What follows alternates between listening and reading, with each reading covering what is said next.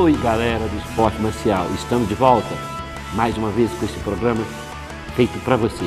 Hoje nós estamos aqui com um rapaz que está representando a federação, aquela arte conhecida, o Karatê, mão vazia. Nós muito obrigado, Sérgio, pela sua presença, ter deslocado a sua residência e vindo assim falar um pouco dessa arte tão conhecida, né? E agora muito mais ainda, que vai fazer parte do corpo das Olimpíadas, né? Muito obrigado, Sérgio, por estar tendo nos atendido. Eu que tenho a agradecer o convite, é um enorme prazer estar aqui para falar do Karatê, que é a arte marcial que eu pratico desde a idade dos 12 anos, hoje eu tenho modestamente 40 anos, então assim, é uma arte marcial que me proporcionou ser quem é o Sérgio, como proporciona todos aqueles atletas que amam o esporte dele. Geralmente ele vivencia aquele esporte e aquilo ali faz parte da formação dele como pessoa, como caráter, né? O Sérgio é um advogado muito conceituado, inclusive até me defendeu. Ô professor, do seu trabalho com advocacia, você já teve que usar ele na sua profissão? Veja bem, eu costumo brincar muito, falar que geralmente eu sou um ótimo faixa preta quando eu estou advogando e também um ótimo advogado quando eu estou lutando, que coisas que a gente tem que fazer na vida é sempre levar as coisas com determinação, com vontade, com garra, né? Então, a partir do momento que eu defendo um cliente, eu defendo como se fosse uma pessoa que estivesse na minha frente, eu teria que combater aquela pessoa que está tentando aproveitar daquela situação. Então, é o motivo que às vezes eu falo, eu sou um ótimo faixa preta quando estou advogando. E brinco também quando eu estou lutando, que eu falo que eu sou um ótimo advogado, porque no momento de combate, quando você tem um combate e há necessidade de resolver aquela situação, então você realmente tem que defender o seu interesse. Então, como um advogado que defende o interesse do cliente, né? É muito diferente, né? É um professor, né? Advogado, já com renome, igual a sua pessoa, né? E voltando ao assunto, você está hoje representando a Federação de Karatê de Minas Gerais. A Federação Karatê de Minas Gerais, eu sei que ela tem assim inúmeros de campeonatos. Eu tentei entrar em contato lá com o Marquinhos, né? E ele está dizendo, nós estamos com problemas aqui de campeonato, então vamos mandar um representante. Como está a Federação de Karatê em Minas Gerais? Veja bem, a Federação Mineira de Karatê hoje, ela tem em torno de mais ou menos, 200 academias inscritas, né, na Federação Mineira de Karatê. Isso dá em torno de quase 5.800 atletas inscritos, registrados na Federação Mineira de Karatê.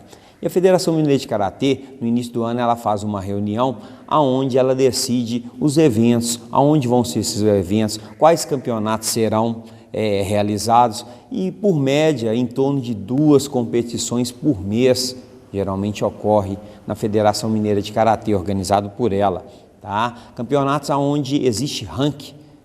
Os atletas vão pontuando, se ranqueando e chega no final do ano, é feito quem é que está no primeiro ranking, quem de cada categoria, certo?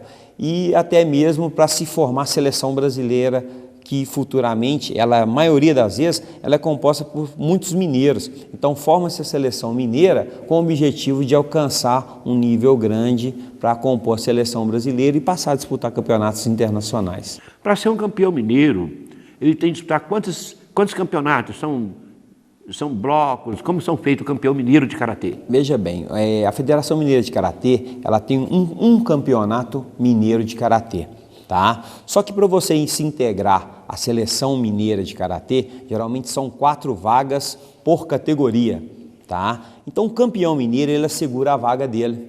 Uma etapa só já é campeão mineiro? Uma etapa só. Geralmente ele faz em torno de 5, 6 lutas para ser um campeão mineiro. Às vezes numa categoria de 30 atletas e ele faz 5, 6 lutas sem ter direito de perder nenhuma. Ele tem que ganhar todas essas lutas e aí se consagrar campeão mineiro.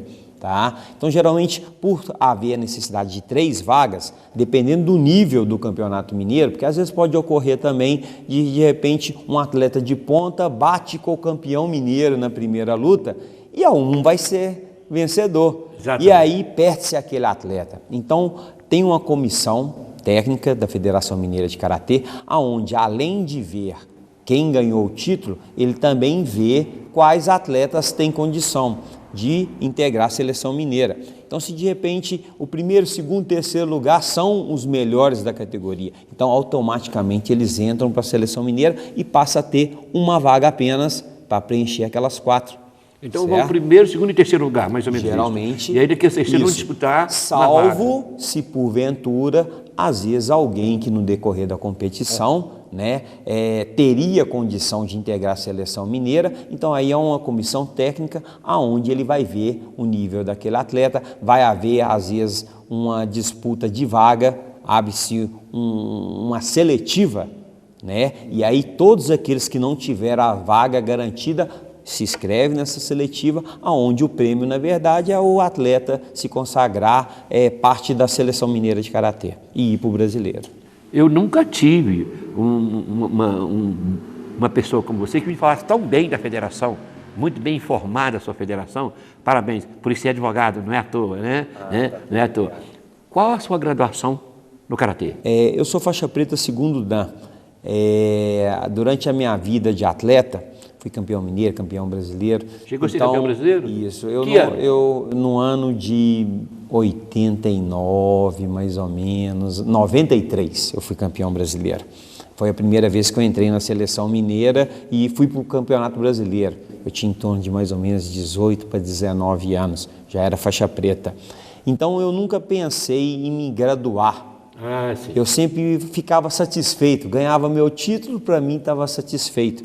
Fui pensar em graduar depois que o meu professor, que é o Sensei Akio Koyama, veio a falecer, né? E aí houve aquela necessidade de ter aquele reconhecimento, às vezes por pessoas, às vezes até mais graduadas, né? Então houve aquela necessidade de que não, agora eu tenho que me graduar, porque às vezes só ter o título, às vezes quem te conheceu como atleta te respeita, mas às vezes a falta de graduação, às vezes há um certo preconceito, né, de que, mas ele não tem tal nível de graduação. Eu acho que isso muito é relativo. A graduação é importante sim, é um meio de você se mostrar ao nível que você chegou.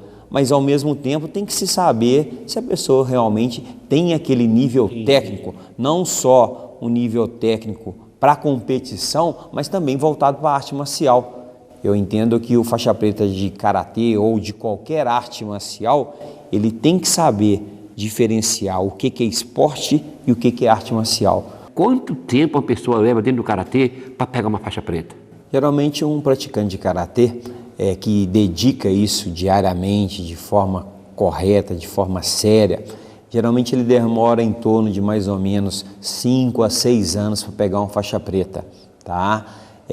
Isso, aquela pessoa que realmente se dedica, porque pegar uma faixa preta pode até ser, entre aspas, uma coisa simples, mas assumir aquela faixa preta, essa é a parte difícil.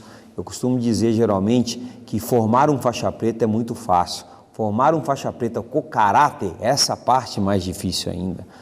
Nós vemos aí nas ruas, às vezes, pessoas que lutam e brigando, né? Então, você formar um faixa preta com caráter, ou seja, um faixa preta que ele saiba a hora de realmente usar aquela arte marcial para não se auto-beneficiar, mas em prol de uma coisa que às vezes está sendo injusta, né? De repente, uma pessoa que vem agredir, só dele se defender e aí dar um golpe e resolver a situação e saber que aquilo ali acabou. Ele não tem que conseguir continuar batendo ou espancando, isso não existe, né? As pessoas têm que ter ciência de que existe limite.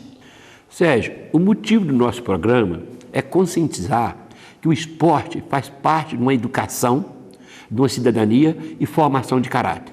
No dia que nós estivermos o esporte marcial dentro das escolas, valendo matéria, com certeza o futuro será um futuro brilhante. Dentro do taekwondo, a média é 3 anos e meio, 4 anos e meio para formar também.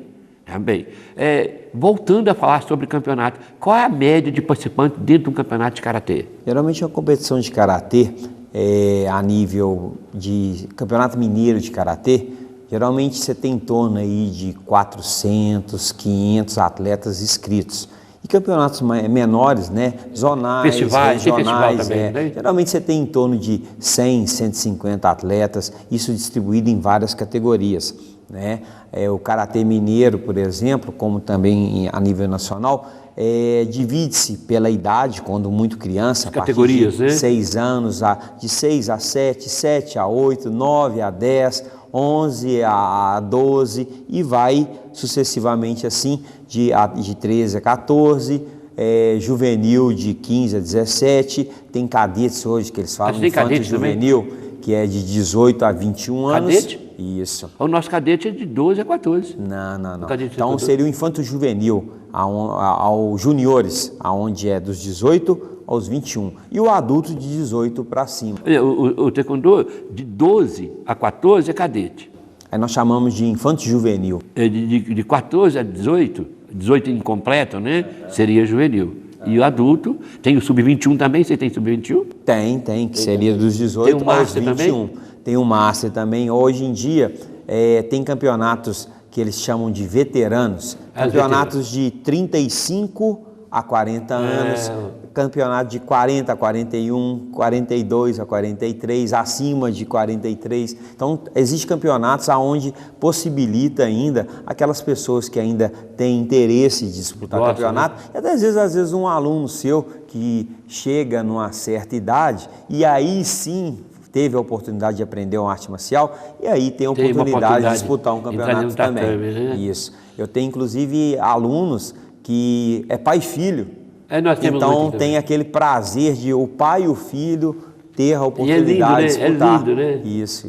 É lindo. Você tem agora um campeonato recente, você sempre tem campeonato. Você tem um campeonato recente agora, você estava me falando da Guria mesmo ontem? Isso, em Cataguases. Tem um Cataguases circuito. É perto daqui, né? Isso, é próximo, é a região mais sul de Minas, né? Dentro do karatê, aonde tem mais, procura mais adepto? No kata, né? No taekwondo é punse, ou luta? Geralmente a maioria dos atletas procuram mais a luta, que é o que nós chamamos de comitê. Que é a luta. O kata, geralmente existe também pessoas que participam, geralmente alunos que não querem ter aquele contato físico, né? Então participa da competição de kata, que eu falo que geralmente é uma competição mais acirrada, exige muito do atleta. Um atleta, para ser um campeão de kata, ele tem que treinar aí no mínimo em torno de 6 a 8 horas. É correção de base, é correção de zanchin, de olhar, postura. Né? Então é mais crítico, né? Não que o comitê também não seja, porque o comitê, querendo ou não, você tem várias oportunidades no decorrer da luta de virar uma luta. O kata, errou o kata, você é desclassificado automaticamente. O que eu digo sempre, que o kata ou o punse, que é o semelhante, é você lutando contra você mesmo. Isso. Quando eu tô lutando uma luta imaginária. Uma luta imaginária. Quando eu estou lutando com o oponente, eu tenho inúmeras desculpas. Porque eu não tive bem, porque o outro teve melhor. Várias desculpas para você, né, não ter saído bem. Já no kata, no punse, já não tem essa desculpa. Não, é você contra você. Realmente. É isso. Sérgio, nós vamos voltar daqui a pouco, né, o nosso segundo bloco. Papai, leva seu filho numa academia de karatê, judô, kung fu, não deixa ele. Põe as suas energias para poder se efetivar mais. Busca a orientação médica. Faça isso, depois você me fala. Nós precisamos de você. Nós precisamos da sua contribuição para manter esse programa. E contamos com a sua ajuda. É o Pai Bola. Voltamos já já.